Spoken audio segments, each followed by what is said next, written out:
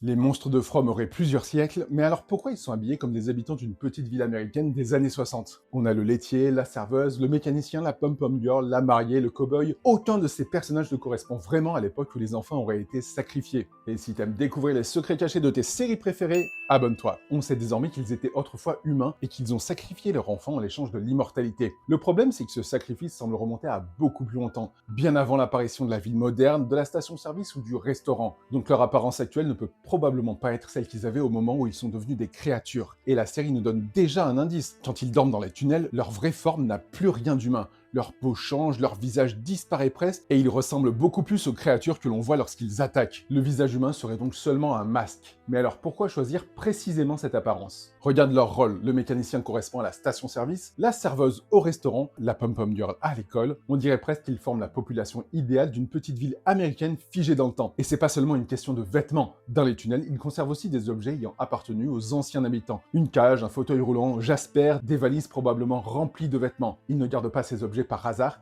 ils les utilisent, ils les observent et parfois ils semblent même rejouer des scènes avec. Et c'est là que leur comportement devient important. Les monstres parlent souvent de jeu. Ils disent qu'ils aiment jouer, qu'ils veulent jouer, et ils ne chassent presque jamais de la manière la plus directe. Ils observent, ils manipulent, ils sourient, ils testent leurs victimes avant de les tuer. Donc peut-être qu'après chaque massacre, ils récupèrent les vêtements et les identités des morts, puis choisissent de nouveaux rôles pour le cycle suivant. Le laitier ne serait pas vraiment un ancien laitier, la pom-pom girl n'aurait jamais été pom-pom girl, ce seraient seulement des personnages qu'ils ont décidé d'incarner. Et ça expliquerait pourquoi certains visages changent alors que les mêmes rôles reviennent. La créature resterait la même, mais elle pourrait adapter une autre apparence humaine, comme un acteur qui change de costume. Ça rend aussi leur lien avec les enfants beaucoup plus inquiétant. Ils ont obtenu l'immortalité en les sacrifiant, mais depuis ils semblent enfermés dans un jeu éternel. Ils collectionnent les objets, imitent les humains, rejouent une petite ville qui n'existe plus vraiment. Ils ne vivent pas dans Fromville, ils jouent à y vivre. Et si cette théorie est vraie, alors leurs vêtements ne nous indiquent pas quand ils sont devenus des monstres. Ils nous montrent simplement la dernière époque qu'ils ont décidé d'imiter. Et dis-moi en commentaire, tu penses que les monstres gardent toujours le même visage ou qu'ils peuvent voler l'apparence d'anciens habitants?